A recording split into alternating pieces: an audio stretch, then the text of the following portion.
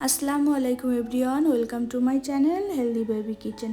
অনেক মায়েদের মনেই একটি প্রশ্ন থাকে, বাচ্চাকে ইলিশ মাছ বা চিংড়ি মাছ কখন থেকে খাওয়ানো যাবে। ইলিশ মাছ ও চিংড়ি মাছ হাই অ্যালার্জেটিক ফুড হওয়ার কারণে অনেক বাবা মাই ইলিশ মাছ ও চিংড়ি মাছ খাওয়াতে ভয় পান। আজকের পর্বে আমরা জানবো ইলিশ মাছ ও চিংড়ি মাছ কখন, কিভাবে ও কতটুকু পরিমাণের খাওয়াতে পারবেন। চলুন ভিউয়ার্স, এবার জেনে নিই কত মাস বয়স থেকে ইলিশ মাছ ও চিংড়ি মাছ খাওয়ানো যাবে।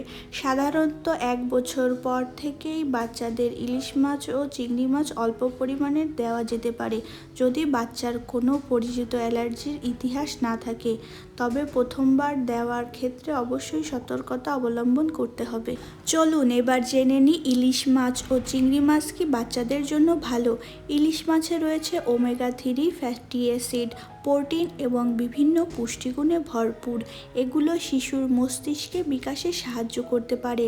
এছাড়াও চিংড়ি মাছেও রয়েছে প্রোটিন, ভিটামিন B12, জিঙ্ক ও অন্যান্য গুরুত্বপূর্ণ পুষ্টি উপাদান।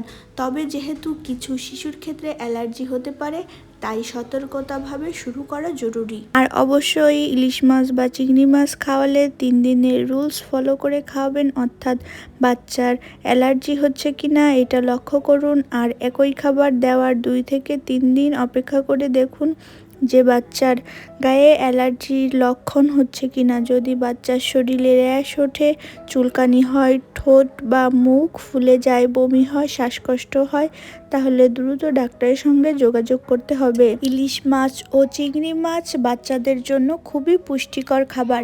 তবে যেহেতু কিছু শিশুর ক্ষেত্রে অ্যালার্জি হতে পারে, তাই প্রথমবার খুব অল্প পরিমাণের দিন এবং বাচ্চাকে পর্যবেক্ষণে রাখুন। কোনো সন্দেহ থাকলে তাহলে অবশ্যই ডাক্তারের পরামর্শ নিন।